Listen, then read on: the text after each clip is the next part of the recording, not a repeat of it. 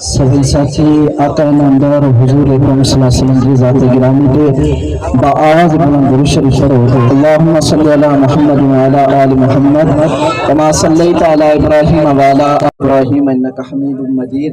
अल्लाहुम्मा बारिक अला मुहम्मद व अला आलि मुहम्मद कमा बारकता अला इब्राहीम व अला आलि इब्राहीम इन्नका हमीदुम मजीद। असां घोर आयो आका नबी साईं जे नाम तां। असां घोर आयो आका नबी साईं जे नाम तां।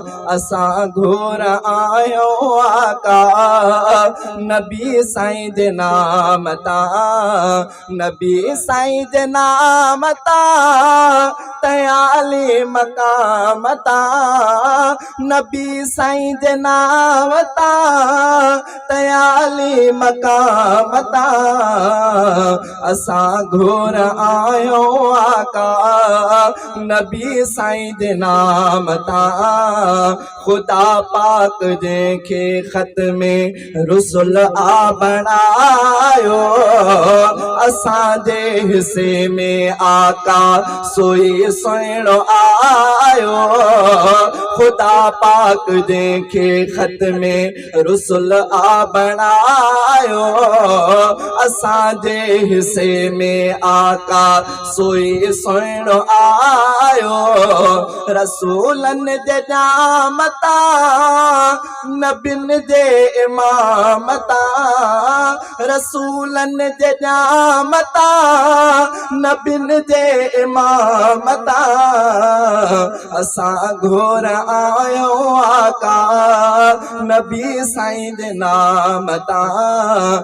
असां घोर आयो आका नबी साईं जे नाम तां। मोहम्मद मिठे जे मटको न थियो आ न थींदो।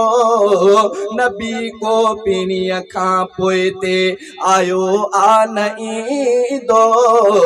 मोहम्मद मिठे जे मटको न थियो आ न थींदो। नबी को पीणीअ खां पोइ ते आयो आ न ईंदो। नुबूवत जे क़याम तां ऐं दाइम दवाम तां। नुबूवत जे क़याम तां ऐं दाइम दवाम तां। असां घोर आयो आका नबी साईं जे नाम तां। असां घोर आयो आका नबी साईं जे नाम तां। सभिनि कामिलनि खां अकमल असांजो नबी आ। रिसालत उन्हीअ खे सभ खां मथां ही मिली आ। सभिनि कामिलनि खां अकमल असांजो नबी आ। रिसालत उन्हीअ खे सभ खां मथां ही मिली आ। मिठे जे मकाम तां इज़त एतराम तां। मिठे जे मकाम तां इज़त एतराम तां। असां घोर आयो आका नबी साईं जे नाम तां।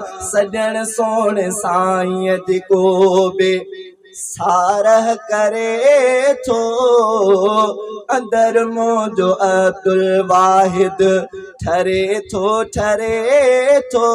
चओ न सुभान अल्लाह। सॼण सोण साईं जेको बि सारह करे थो अंदर मुंहिंजो अब्दुल वाहिद ठरे थो ठरे थो। भले उन कलाम तां दुआई सलाम तां।